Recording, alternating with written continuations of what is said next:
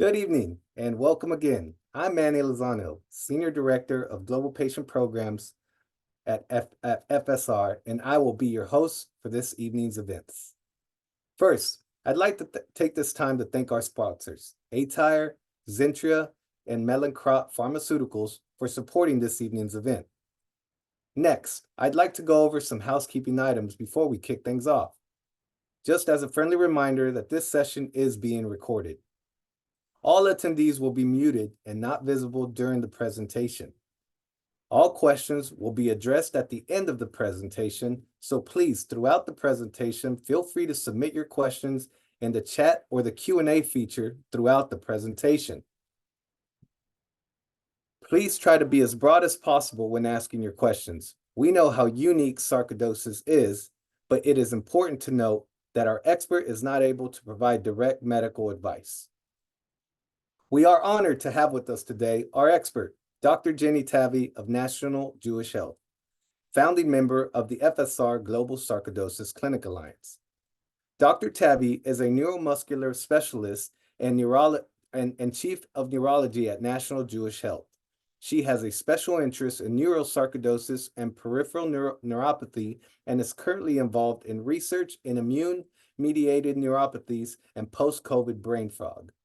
She is also involved in clinical trials evaluating the efforts of integrative holistic therapies in chronic neurological diseases, and has led meditation retreats for patients, physicians, and U.S. Marines returning from the Gulf War through the Wounded Warriors Program. Since the pandemic, she has been providing care for patients with post-COVID neurologic complications and is a part of the Center for Post-COVID Care and Recovery at National Jewish Health. Welcome, Dr. Tavee. You may now share your slides.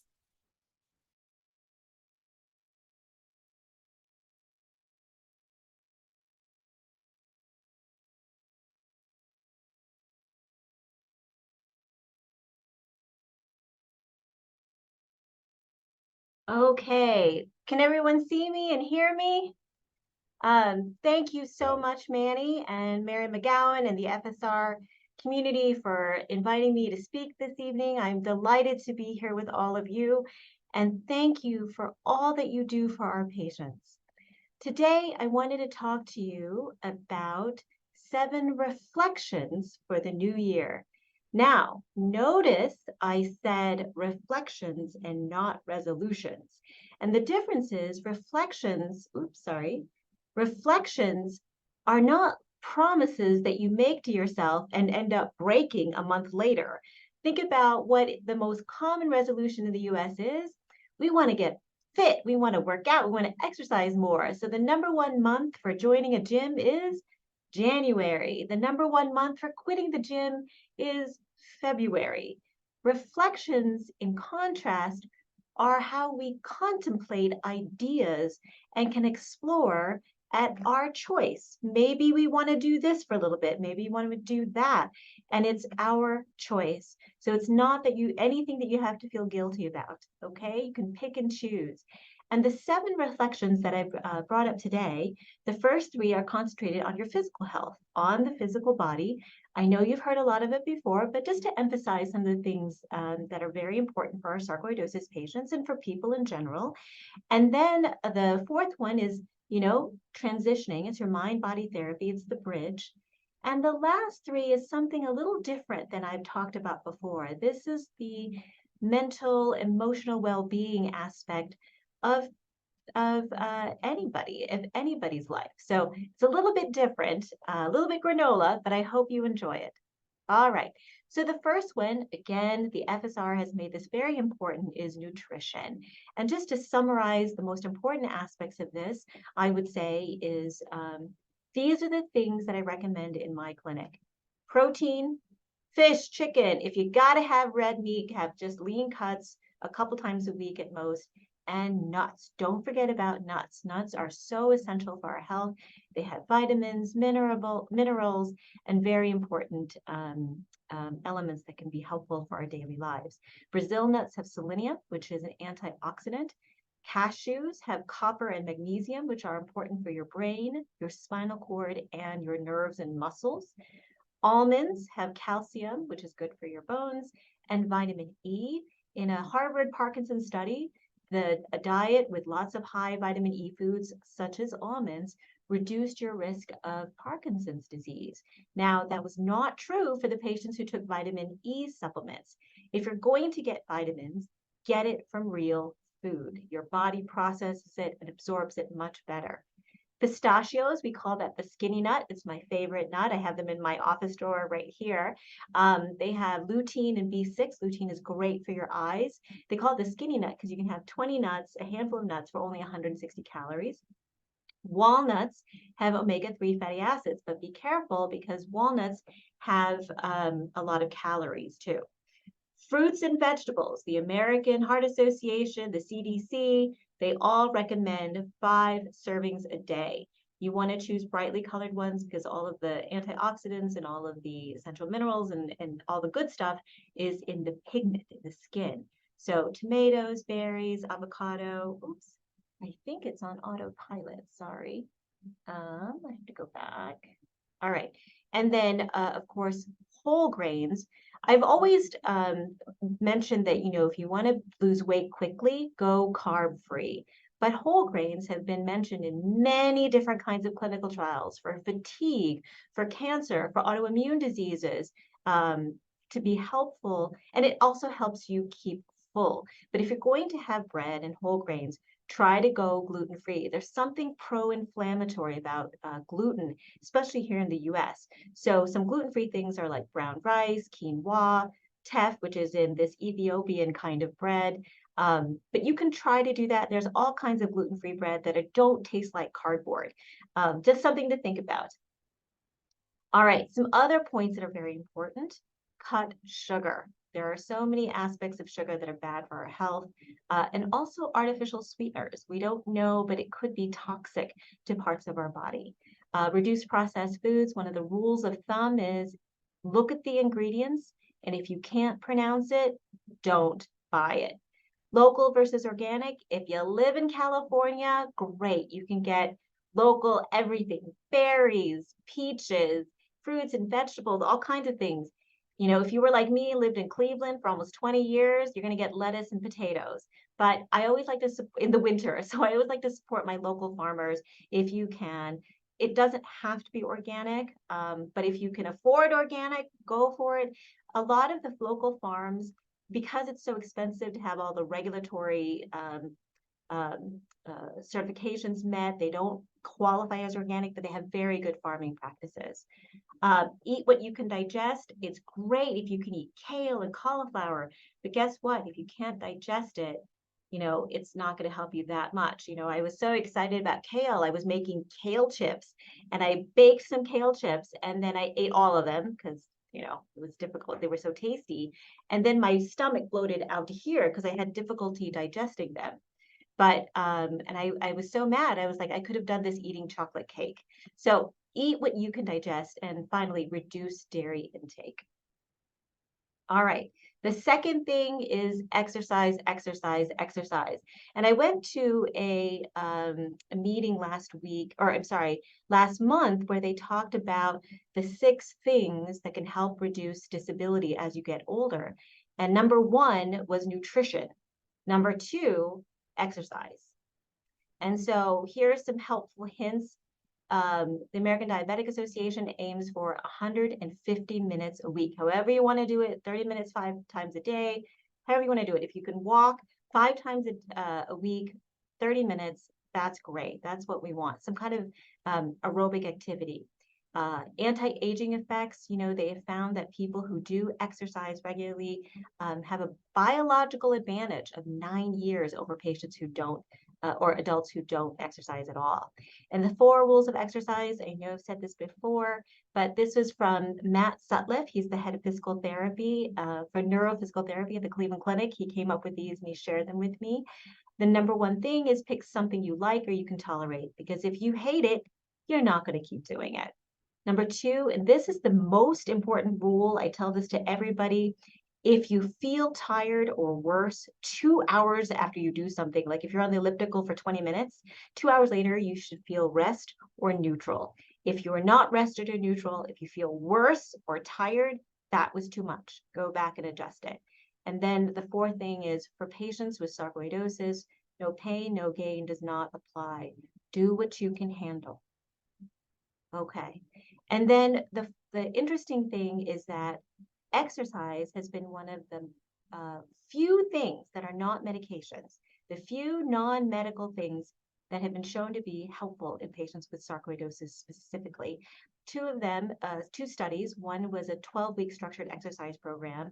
The other was a 3-week inpatient exercise program. Both of them included, counseling, nutrition, and other things along with exercise, but both of them showed improved fatigue, mental health issues with anxiety, and exercise capacity in patients with sarcoidosis. So exercise has been clinically proven to help patients with sarcoidosis. Sleep. I never focused much on sleep. I always talked about nutrition, exercises, and mind-body therapies, but sleep has become so important in recent years in my life and in my patients' lives that I've talked about it more frequently now.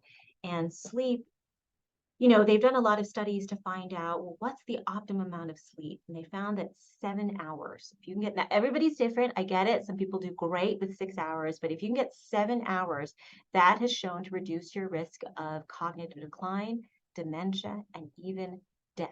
So that's a number we can shoot for, although, and I'm going to skip the first three and we'll go back to them. This just came out a few months ago in the journal called Sleep. It's a very important sleep journal in the medical literature. And they found that it was sleep regularity, more than hours, that reduced your risk of premature death. And what is sleep regularity? It's a consistent number of hours with regular sleep times, regular wake times, uninterrupted sleep, and lack of napping. So you want to do everything consistently with your sleep. Again, consistent sleep and wake times. And what can you do to do that?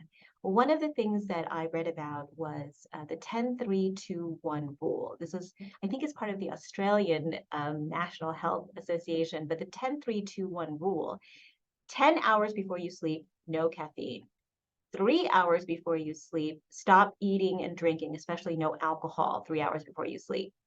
2 hours before you sleep, stop working. That's one of my problems. I'll be working on the computer, doing patient charts or research, and then I'll look up and it's 10:30 at night, and I'll be like, oh, no. And I won't be able to sleep until 1 in the morning because your mind is so stimulated. You've got the blue light from the computer. And then 1 hour before you sleep, no screens, no blue light, no phone, no iPad, no television, nothing. And so that's, again, so reducing screen time is very, very important. Reducing alcohol. A lot of people think, oh, well, alcohol helps me sleep if I have that glass of wine. No, it actually disrupts your sleep architecture. You may go to sleep, but it won't be good quality sleep. And this one is kind of intuitive, but we don't always do it. About an hour before bedtime, start turning off your lights. And there was a researcher at UC Berkeley who found that it's better to turn off 50 to 75% of your lights at home, and try not to use overhead lights. If you're going to do lights, do lower lights. It has to do with the way the light hits your retina. So use lamps in the house, have nice dim lighting. All right, so shoot for sleep regularity, and then hours is important after that. Things that can help your sleep. So they've done studies on mind-body therapies like yoga, acupuncture. Acupressure is like acupuncture with no needles. Some people may prefer that. You have all these meridians or points in your body that correspond to energy waves. And so it does work. I know it sounds very granola. But, for instance, if you have a headache, if you push right here, it can help with your headache. Also here can help with your headache, and you just push really, really hard. And of course, you want to go to a licensed therapist. Tai Chi, which is a form of Chinese mind-body therapy, and we'll talk about that in a few minutes, can help with sleep duration. And then there's an intense meditation program called the Mindfulness-Based Stress Reduction. One of my friends helped pioneer this in the sleep world, Jason Ong, and has been shown in multiple clinical trials to be very helpful. If you want to take a pill, like many Americans, you just give me a pill, right?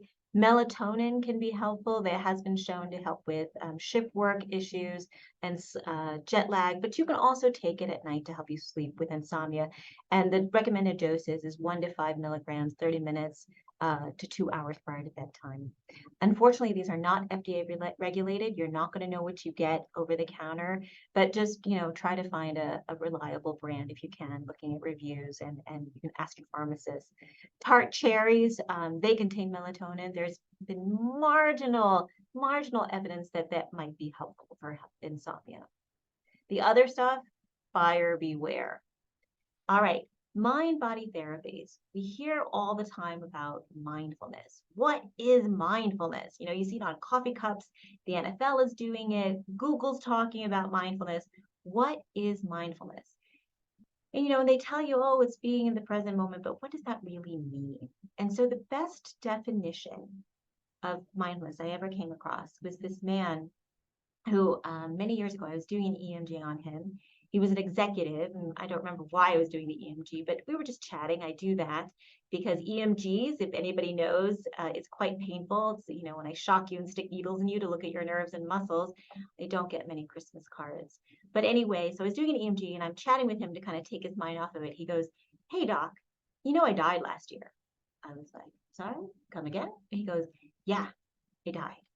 And apparently what had happened was he was playing tennis at his country club, and there was a nurse who was playing tennis next to him. But when he finished up, he walked into the country club and he dropped down to the ground. The nurse who had been playing next to him on the court next to him happened to come in right behind him. She and the attendant grabbed the ICD off the wall, the cardiac defibrillator. They listened for a pulse, felt for a pulse. They didn't see anything, so they put the defibrillator on it and brought him back. And then they life flighted him over to the local hospital where he was in a coma for 4 days, and that he had found to have a cardiac arrest due to a heart attack. They did a stent and he woke up 4 days later. And I was like, wow, what a story. And I said, "So what do you remember?" He goes, "Nothing." I was like, "Did you see a light?" And he goes, "Actually, I did." I said, "Really? You saw a light?" He goes, "Yes, but it wasn't what you think. It was this beautiful blue-green light, and it was just so peaceful. And I remember the feeling of ascending, coming up over something, and I could see the tops of houses and the tops of trees, and it just felt so peaceful." And I was like, wow, that's a really good story. And then he woke up. Um, and I said, "So is everything different now? Like, is your life completely different?" He goes, "Oh my gosh, I appreciate every moment. Life is so different now." I was like, "Really? You appreciate every moment?" And I didn't mean to be snarky, but I said, "You appreciate being in line at the post office?" And he goes, "I know what you're thinking. I don't love it, but I don't mind it." And that's the key, to be in the moment without judging it, without saying, "I like this and I don't like that. I hate this," because then it just swirls and swirls and swirls. And that's what mindful is, to be right where you are and just be, and not judge it, not criticize it, not love it. It just is what it is. And so mindfulness meditation are practices, or all these meditation, mind body therapies are practices that help you appreciate mindfulness, that appreciate the moment right where you are. And as I said before, mindfulness is non-judgmental awareness of the present moment. Just being here with the pain, being here with the diagnosis, being here with sadness without getting into it and losing yourself in your thoughts. Concentration meditation is when you put focused attention on an object like your breath. You can put your attention right here, or underneath your diaphragm. It can even be a chant. You remember the Beatles? My residents and some of the young nurses didn't, or medical assistants didn't know what the Beatles were. But anyway, the Beatles would focus on this chant, this Om chant that they got from a guru in India. It can be beads, it can be rosary beads, depending on what your religion is. It can be a religious object, it can be anything. It could be a picture, it could be a poem. Movement meditation is probably the most common here in the US, and it's the easiest. Yoga, I think, is the most common mind body practice in the US. Tai Chi. And for those who can't practice regular yoga, I tell my patients, I don't need you to do the 19-year-old, look what I can do, Lululemon, super hot yoga. You can do restorative yoga. You can do yoga breathing. You can do the chair yoga, whatever helps you get into your space. Tai Chi is a Chinese mind-body therapy that actually originated in martial arts. If you've seen cloud hands, right? If you do it quickly, it's actually a defense move. And I love Tai Chi. And that's been shown to be helpful for balance and fatigue and anxiety and depression. A lot of these therapies have been helpful. And Qigong is another form of Chinese mind-body therapy, but it's more dynamic and it's a little bit easier. It's a lot with breath movement. Okay. What actually happens in your mind? Our minds we are up here. We are always up in our heads, but we don't think about it. We think, oh, it's cold. I need a sweater. Where's that blue sweater my mom gave me? I can't believe my mom said that to me the other day. I should have said this. And it just goes on and on and on. And we get angry. We think about all the things that we should have said. And it just goes on and on and on. But really, what a thought is, it's a natural function of the brain that draws from the mental processing of our experiences. That's it. We don't have to get lost and get caught up in our thoughts. And there was a Stanford scientist who said that we have about 60,000 thoughts a day. And over 90%, I think the number was actually 97%, it's about ourselves, unfortunately. But it's interesting what the impact of our thoughts are on us. And it can be just a little stimuli. They talk a lot about, depression and how, guy asks a girl out, girl says no. Typical guy says, you're missing all of this, right? I'm just kidding. But a man with a normal man will be like, okay, and move on. A man with depression and self-esteem issues will think, she doesn't like me. No one likes me. I'm ugly. No one will ever want me. And they cycle over and over again, and they get the same thoughts.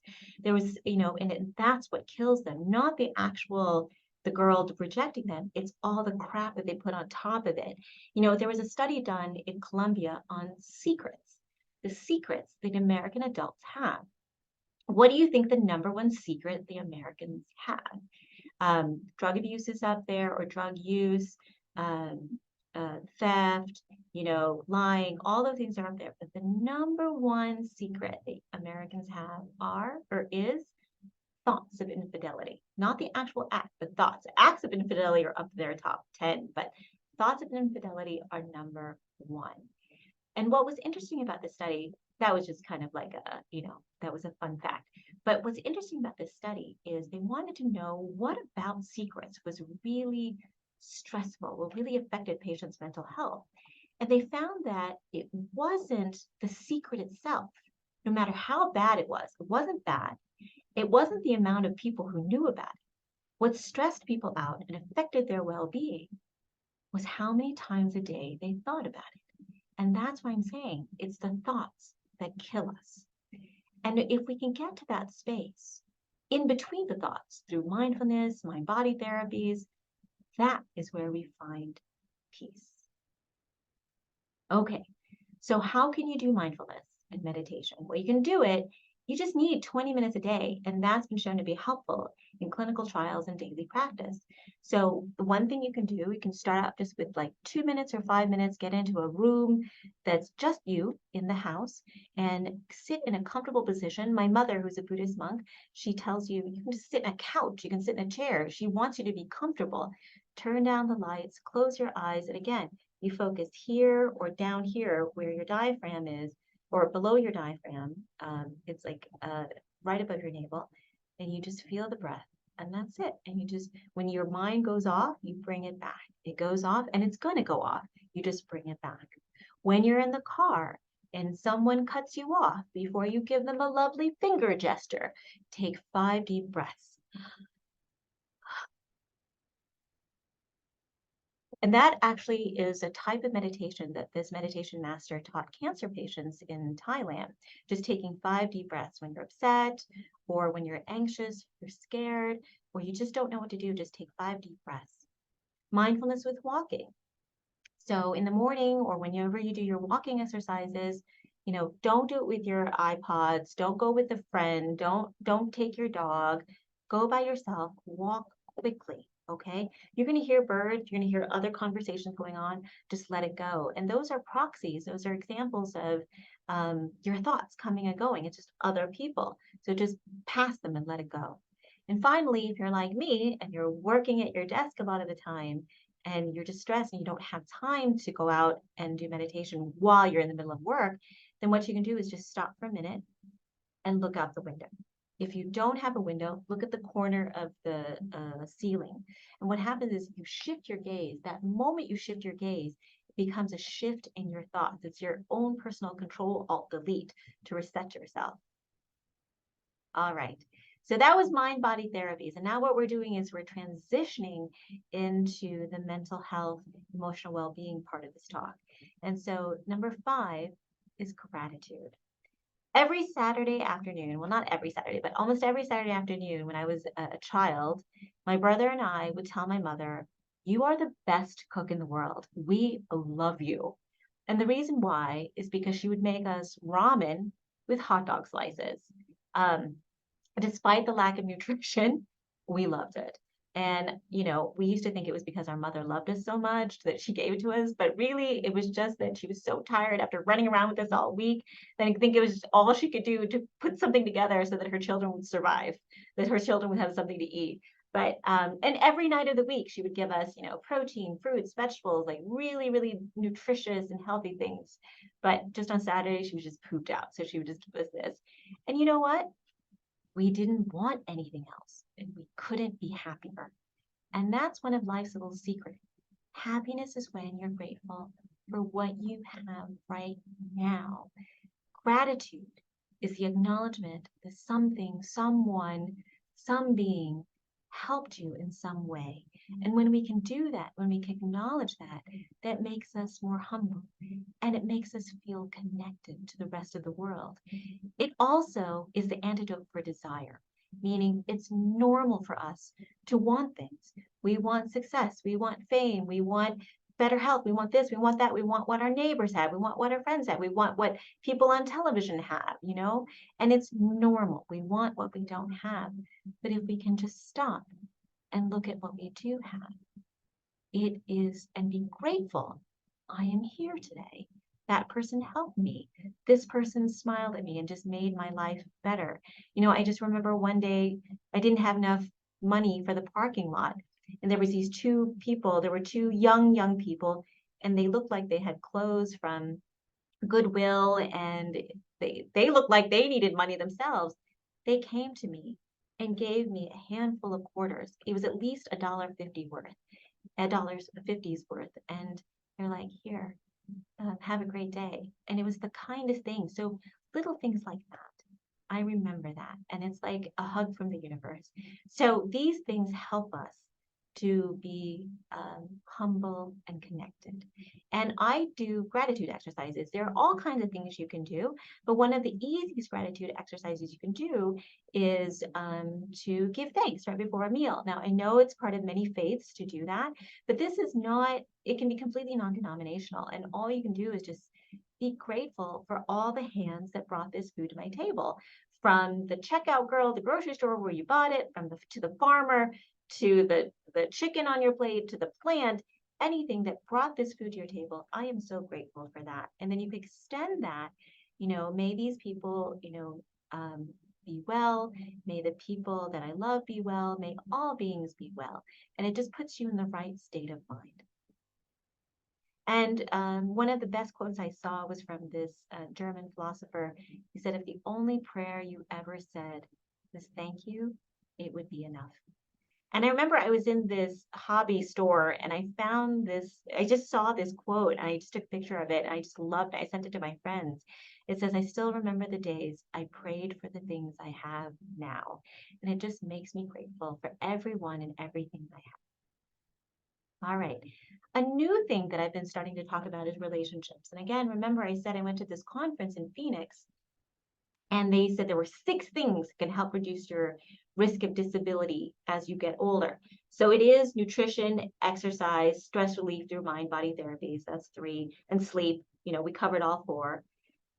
Number 5 was relationships, and number 6 was reduction of alcohol and intoxicants. But so relationships, you see all these people on Instagram, you have 100 friends, 500 friends on Facebook. How many friends do you really need? How many connections do you really need? Do you really need 100 people? Your brain cannot keep track of all these people, right? So somebody told me something that I've always remembered and I love. The only people you need 5 people who are going to bail you out of jail in the middle of the night with no questions. If you can name 5 people who can do that, you are good for life. And it can be people you were related to, people that are in your family, people who are your friends. It can be anybody. And I remember telling some of my friends, I was like, I will be that person for you. I'll be one of your 5. I will yell at you the entire way home, but I will bail you out of jail. And so relationships are so important. They can help support you. They can be there when you need them. They can reinforce the things that you already know and keep you on the right track. And so we can optimize what we have. And I know some people are blessed to have wonderful families that provide them with support. But then some of us have chosen families, right? People that we choose to be our family, like our friends or our coworkers or our neighbors, people we know from different walks of life.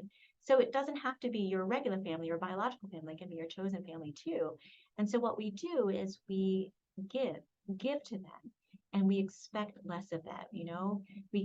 For some, there was some recent articles about how people treat their spouses after a while. You take them for granted, or you want them to do this, you expect them to do that. And what a meditation master, Ajahn Chah, said in Thailand is, people want a chicken to be a duck and a duck to be a chicken. A duck is a duck and a chicken is a chicken. Accept people for what they are. And that's it. Accept them for their limitations. Now, if it's your kid, of course you want to help them grow and be better and be the best person they can be. But if it's an adult already, who's already established, it is what it is. Be with them, accept them for who they are. And then for some of us, maybe we are going to be the best friend that we need. And that's okay too. And so you want to optimize a relationship with yourself. If there's a village, I think in the Himalayas, where they have never heard of self-hatred. Can you believe that? They don't even know the concept of hating yourself. We're here in the US where we're always navel gazing and thinking we could be better, we could do this, we could do that. It's easy to hate yourself because we are not what we want, right? We want to be better, we want to be this, we want to be that. So what we want to do is to learn to accept ourselves for who we are. And if you want to be better, just try to be better, but you don't be hard on yourself. Just do the best you can every day. And there was a story that I like very much. It's I think it's by Tolstoy, and I'm sorry if I gave the wrong author, but it was called I don't remember what it is. I think it's like the 3 questions or something like that. But there was a king many, many, many years ago who went around his kingdom asking anyone who could answer the 3 questions. If anyone give me answers to the 3 questions, I will give you my kingdom. I will give you everything. But no one could answer his 3 questions. And finally, he came upon a hermit on the road, and he said to the hermit, "Hermit, if you can answer these 3 questions, I will give you my kingdom." And the hermit says, "I do not want your kingdom, but tell me your questions." The first question is, when is the most important time? I think people can guess. Most important time is right now, the present moment. And that is about mindfulness. That's what we were talking about, right? The second question is, who is the most important person? And the answer is the person you're with right now. So right now, all of you, everyone in this audience today, you are the most important person to me. When I'm sitting with a patient, that patient is the most important person in the world, whoever is with me. But the question is, who are you with most of the time? Yourself. So when you are with yourself, that is the most important person. Be good to yourself. Be kind to yourself. Give yourself an out. And then the third question is, what is the most important thing to do? The most important thing to do is to care about people, care about your world. And so I really like that. So it does take advantage. It does reinforce how important it is to be good to yourself as it is to every other person. All right. Dr. Tavee, this is Manny. I'm sorry, but you have a nameplate in front of your screen and it's covering your face. Sorry about that. I have So, a what?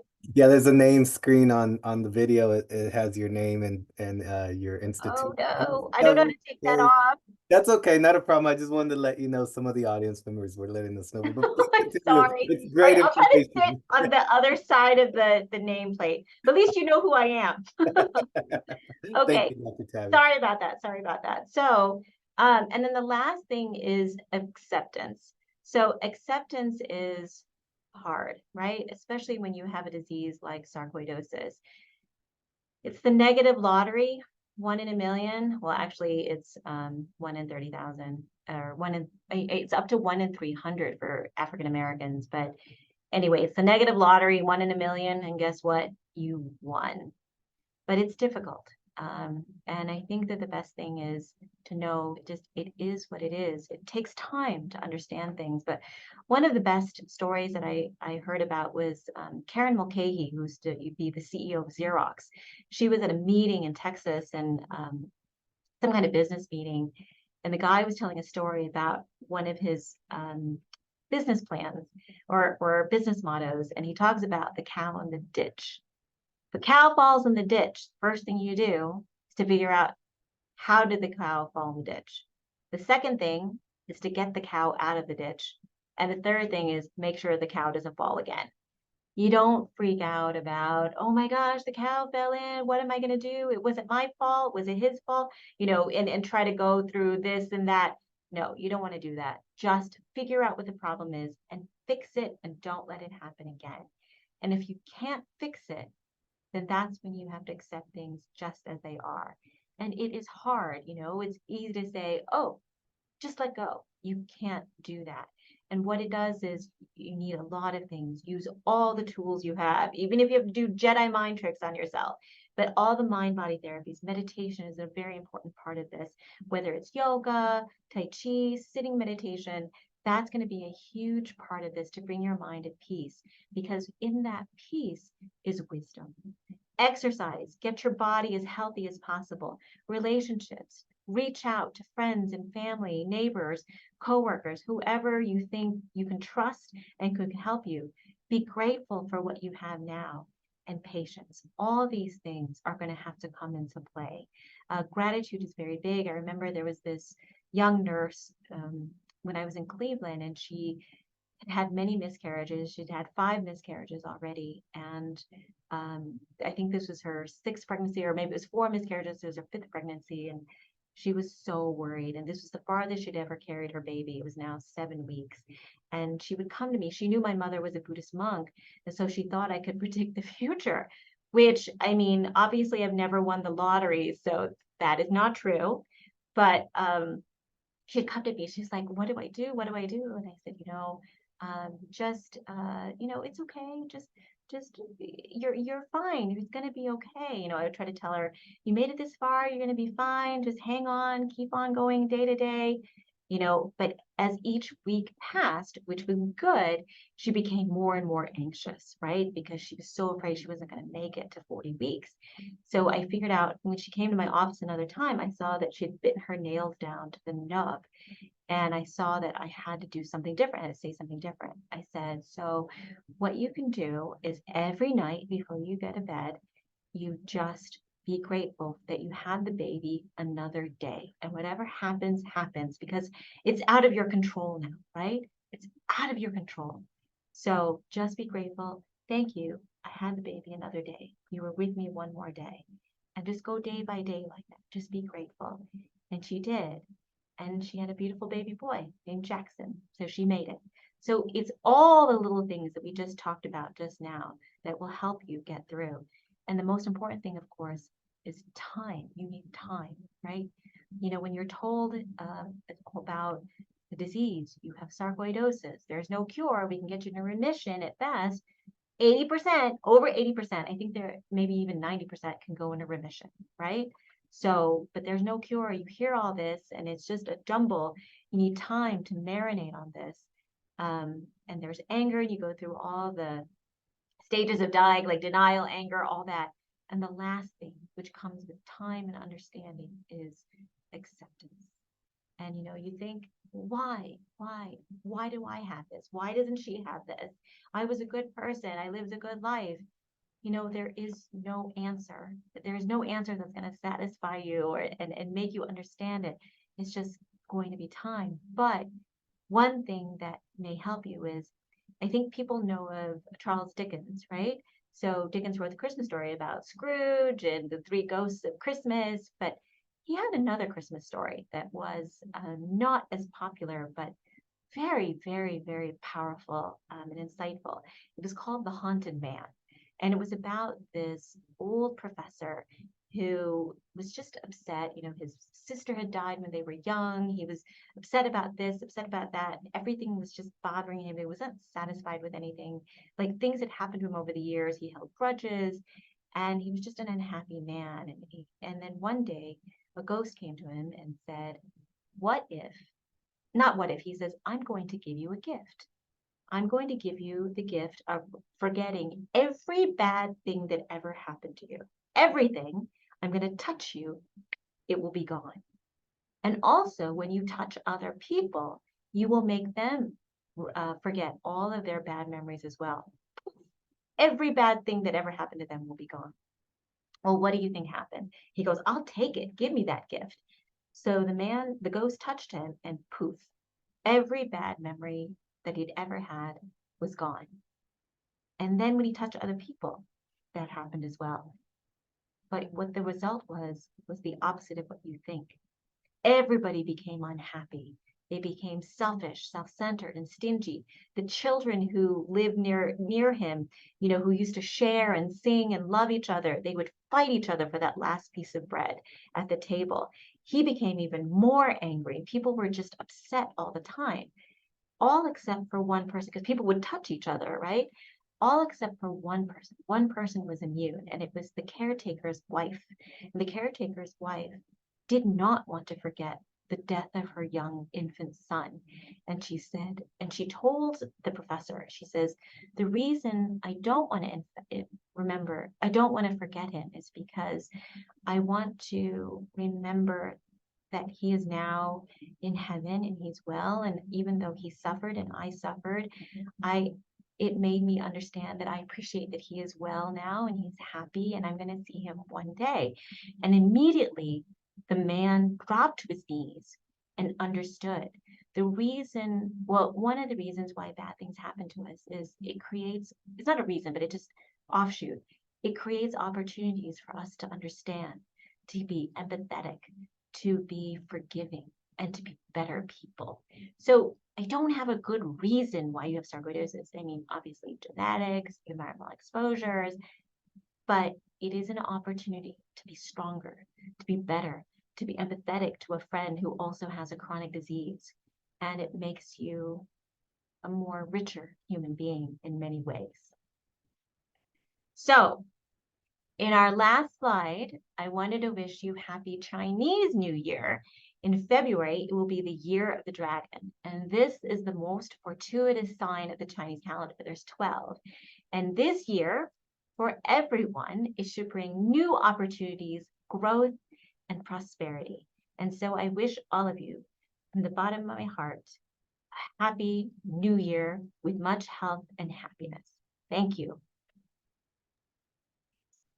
I'm going to stop sharing. Okay. Wow, Dr. Tavee, just first and foremost, thank you for that. It was a very informative, not just presentation, the way you delivered it was amazing. I know we already have some questions and we're gonna get into those in a little bit, but just wanted to say thanks. I mean, you can see the chat is blowing up and this was awesome. This is really, really good. Just for some clarity, if you don't mind scooching a little bit over to your Oh yeah, I'm so sorry. I don't know how to get rid of that. let's go to the right a little bit. I think yeah, our angles. And Okay. there you go. Oh, all right, there we go. Okay. I'm gonna try to do it this way. Okay. Ah, Sorry. perfect. No, not a problem. No, Look, the message was clear and it came across. Okay. Great job, by the way. So we do have some questions lined up already. We'll just kind of start the Q&A portion of this. The first question that I'd like to ask, and not for me, but for people in attendance, can you just share the 10-3-2-1 methodology or practice again that you went over today? Yes. Okay, Yes. perfect. So the 10, this is not, I did not make this up. I want to tell you, I think it's part of the Australian National Health Foundation or something like that. It's 10-3-2-1. 10 hours before you sleep, no caffeine. Stop all caffeine. 3 hours before you sleep, stop all food. Like, don't eat anymore, and definitely don't drink alcohol. You can drink water, but don't drink alcohol. 2 hours before you sleep, stop working. 1 hour before you sleep, stop all screens, blue lights. Awesome. All right, perfect. All right. Well, that was the first question. Thank you for that. Thank you for repeating that. Those few people that had the similar questions. Just kind of moving on here, Dr. Tavee, just kind of focusing on the diet and nutrition aspect of this. Which nutrients or supplements would you recommend over others? Where should people start when when they're having sarcoidosis and they maybe want to try to introduce some of these nutrients or supplements in the new year? Where should they start? Where do they begin? I know there's a lot of things out there. So what would you recommend as a starting point?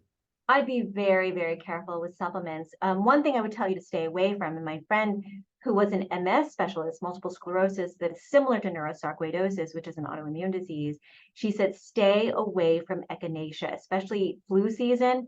Echinacea is an herb that's supposed to be good for your immune system. And so it's supposed to stimulate your immune system, which is the last thing that sarcoidosis patients need, because this is an inflammatory disease, right? So I would say stay away from echinacea, but if you want to start with something, a multivitamin, that would be the easiest thing, or a B complex vitamin. The most important B complex or B vitamin you need is B12. And I've said this before in other talks, but if you get your B12 checked and it's under 400, that is low, regardless of what the lab shows. The lab will say that, oh, it's 120, 180, 160 is normal. It is not. Ask any neurologist. The B12 needs to be over 400. So B12, B1 is thiamine. So get thiamine. You don't need a lot of B6. I wouldn't do too much, because too much B6 can cause a neuropathy. So B12, B1. For patients with muscle disease, you can do CoQ10, 600 milligrams per day. It's a mitochondrial, which is like your power cells of the muscle. You can do that. It can be helpful for headaches. It's 600 milligrams a day. The biggest side effect that I heard Stanley Fon, who was a Parkinson's doctor, say, the biggest side effect is poverty, because they all get a little expensive over time, but otherwise it's a safe drug. All right, well, perfect. Thank you for that answer. And just going to come back to the first question that I asked Dr. Tavee. Some of the audience members want to know, does the 10-3-2-1 process help if you can only do it a few nights a week, or do you have to be very strict with it and do it more consistently? What would you recommend as a good launching point for starting to Just start one day. Start one day a week, like Sunday night. Again, remember, these are reflections, not resolutions. These are not things that we force ourselves to do and then quit a week later, right? So I want you to gradually, maybe you just want to work on sleep. And if all you did was work on sleep, great. And remember, what I'm saying is working on, not forcing. So I would start with one day a week. Pick the busiest day of your week. So most patients, it's Monday, right? Because we have a start week. And so you do it Sunday night, and that's it. Just every Sunday, try to do the 10-3-2-1. Maybe you can't do the 10. You can just do the 3. But I think the most important thing out of all of them would be the blue light. That kills everybody. Looking at your phone or your screen right before bedtime, because it's the blue light. It does affect your sleep-wake cycle. Awesome. Well, perfect. Thank you for that. Similar question that comes up a lot, and it's kind of coming up here as well. What advice would you give someone who has difficulty breathing and is, unable to perform a lot of physical activities, but would like to get started, maybe get into some of the yoga as well and other things that may require a lot of exertion? Sure. So the first thing, of course, is to check with your pulmonologist. Make sure there's not something going on. Make sure you're on the best a medication regimen. I mean, this is something you need to do. We all need to breathe. So if there's a medication that can help you, great. But if you want to do something on your own, it's called pranayama breathing or yoga breathing. And we actually did this in a clinical trial for patients with ALS or Lou Gehrig's disease. And this is a horrible disease. It's not neurosarcoidosis, but it robs you of all the muscles in your body and you eventually die. It's horrible. But anyway, we did pranayama breathing, which is belly breathing. It's the opposite of what we do now. What do we do when we take a breath in? We suck in, right? We've been taught to suck in because, we want to look thin. And then when we blow out, then our belly comes out. Pranayama breathing is the opposite, where you do belly breathing. You breathe out. Your stomach comes out when you inspire. It comes in when you expire. An easier exercise that we did for our ALS patients was the step breathing. So pranayama breathing, you do this. And this is what strengthens your diaphragm, by the way. So when you're going to take a deep breath, do it in threes. And then take a deep breath, hold it for 5 seconds, and then breathe out. And do it again 5 times. And then the opposite is expiratory step breathing, which is you take a deep breath, and then you let it out 3 times. Like that. You do it 5 times. And that, again, strengthens your diaphragm. And in our study with ALS patients, your breathing patterns go down and then they die. For 2 months, they stayed like this. I showed my friend who was a pulmonologist. She's like, Jen, if this was a drug, the FDA would approve it. And it's free. You might want to get a teacher or you can find it online. Just do pranayama breathing. It's a good start. You just do it in your chair. Or you can go do chair yoga with the senior citizens. And I have done aquatherapy, chair yoga, Tai Chi with my senior citizens. So it's fun. They're better than me. I love that. Love that answer. Couple more questions, Dr. Tavee. Why is it beneficial to cut dairy from your diet when we're discussing patients with sarcoidosis? Unfortunately, there's a lot of things in our produce and our dairy products, there's growth hormones and all kinds of things that they feed the cows. And so there are alternatives like oat milk, soy milk, almond milk, there's cashew milk, but there are some things that might be pro-inflammatory in milk. And so you just have to be careful. But, if you have a good source and you've always done well, probiotics is an important part of your diet. So if you like something, but if you've never been a huge dairy person, then you don't have to, then I wouldn't start. All right. Well, thank you for that. Are there any podcasts, books, or videos you recommend that focuses on this approach, so people can kind of get into and roll that into the new year as we're talking here? I'm sure there's a lot of things you can find online. I wrote a book, but I'm not advertising it, but I give it to my patients, about health and exercise and all these things. But as I said before, you can pick one, right? Pick one thing, and there's going to be a lot of literature on there. What might be helpful is to start with websites that have .org, because those are legitimate websites that are, universities like mayoclinic.org, O-R-G, or the National Institute of Health or the CDC. You can start with what they have, and the NIH actually has, and I know that they spoke with me at the last one. There's a complementary and alternative medicine section of the NIH that focus on this, and they talk about yoga, nutrition, and you can look at that too. An interesting thing that I've been thinking about for the last few years is something called the blue zone. I don't know if anybody's heard the blue zones, right? It's like this blue zone across the map, the global map. It's got Okinawa and Greece and all these, and Italy, all these places where people live to be 90 or 100 and they're relatively healthy. And they looked at to see, what did they do? Was it nutrition? And nutrition seems to be a big part of it. Relationships, engagement with their community. So that's another thing you can look at, blue zones. Thank you. I did a little digging, during the summit time frame, and the blue zones came up a few times. Yeah. Great read. There's also a documentary on it. It's amazing. It's kind of a unique approach to it. Thank you for that. Yeah. And this will be the last question, Dr. Tavee. I know there's a lot of newer drinks out there with seltzers and stuff like that for people who maybe don't do much of the water and stuff like that. Is the seltzers, approach good, bad? What would you recommend with people who prefer seltzers That's versus okay. Some people, it's not as unusual as it sounds. Some people don't like water, and they will prefer these flavored waters or seltzer water. Just be careful. They look to see, does it really cause reflux or anything like that?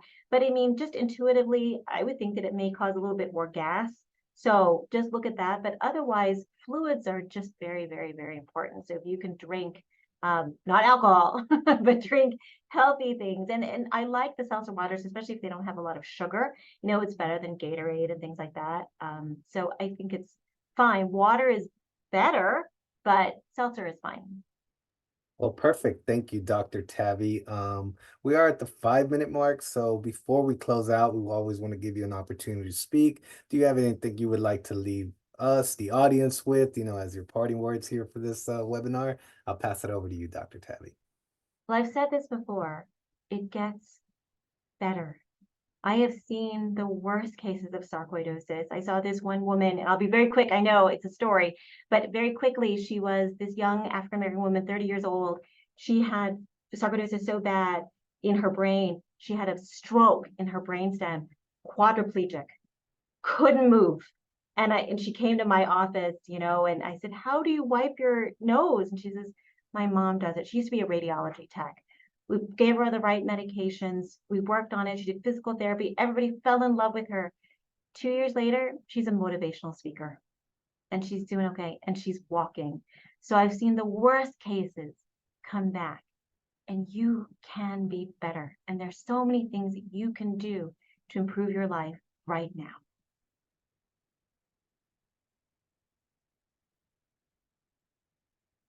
Apologize for that. But unfortunately, we are out of time. And thank you for everyone for attending today's session, and for to you, Dr. Tavee, for the beautiful presentation. It was amazing. I'm going to take away some of your points as well, maybe apply them as well. But before we leave, and we just wanted to say, our sincerest gratitude to you, Dr. Tavee, and thank you for sharing your expertise, your knowledge, and your valuable time today. Similarly, thank you all so much for joining this webinar, Resolving to Thrive, Navigating Sarcoidosis in the New Year. We hope you feel empowered after this evening, to make 2024 your best year yet, the year of the dragon, as Dr. Tavee let us know. And again, we would like to acknowledge our sponsors, aTyr, Zentra, and Melancrop Pharmaceuticals, for their continued support. Lastly, we will be emailing every one of you after this event and asking you to complete a short survey. Please take time to complete the survey and provide us your valued feedback and recommendations for this and future events. We wish you all a happy holidays and a happy new year and a good evening. Thank you all.